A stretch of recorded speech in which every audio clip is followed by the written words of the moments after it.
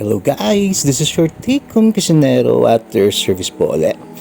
Another day, another ulam ideas coming from yours truly, your Take-Home Kusinero. Pero bago natin ito simulan, please follow and subscribe to my YouTube channel. Follow our Facebook page, our Facebook accounts. Gagawa po tayo ng kunwaring chopsuey. Hindi po to chopsuey, okay, pero ganoon na rin, base na rin siya, no? Pero lalagyan din natin ng konting arte at konting twist, okay? Hugasan pa natin ang ating veggies with our maggot river water, just like that. Add oil, decent amount of oil, dito naman po. Then, saute our garlic, turn it to golden. So, dagdag natin ang ating sibuyas, just like that. And then, put our protein na meat. Kahit natin meat, pwede natin ilagay dito, okay? Then, nilagay natin ang ating little shrimp, ang ating churros. Sabi nila dito sa akin, churros, okay?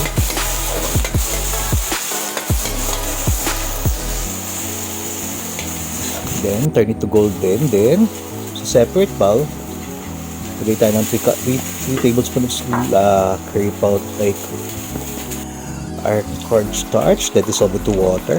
Ayan po. Mix natin para malusaw. Then, iset aside po natin. Okay, pamaya natin gagamitin ito. Ano? Ayan, golden na po yung ating meat, ang ating churros. Golden na rin, luto na. Saan natin nilagay yung ating tomatoes. Ang sikreto po para madali natin malusaw yung tomatoes, takpat po natin, ano? Silubin po natin ng takip ganyan para mas madali natin siyang madulog at madali maluto yung tomatoes. Diba? Siguro mga 2 minutes lang yan. Malusaw ng ating Bigay natin yung tira-tirang shrimp ng anak ko kasi piluwi lang yung galing sa kanila. May natirang 3 piraso pag sa ganyan ilagay kasi wala, diba? Then, add fish sauce, pepper, sugar, and MSG, our favorite, okay?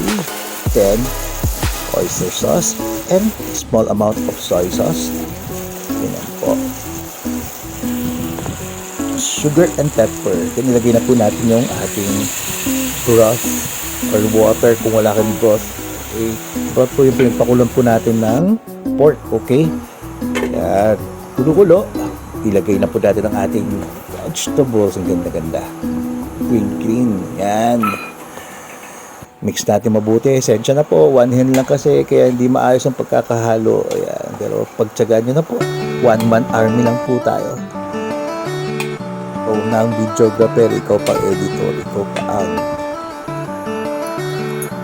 naghahalo at nagluluto. Ayan. Tansyahin lang po natin ating ilalagay ng slurry. Ako kasi tansyado ko na to kaya, pero pag kayo huwag nyo muna po ibubuhos lahat at tignan nyo muna yung gusto nung lapot yung pong gawin na, okay? Ayan, ganda yum na. Ito po, gagamit po tayo ng sesame oil, optional lang po siya. Kung wala po kayo, okay lang din po na hindi gumamit. Diba kasi aroma na may sesame oil, kung wala, okay lang din. Nilagay na po natin madaling maluto yung repolyo. Ayan na po, napaka-easy, napaka-dali. Follow and subscribe our YouTube channel. Salamat!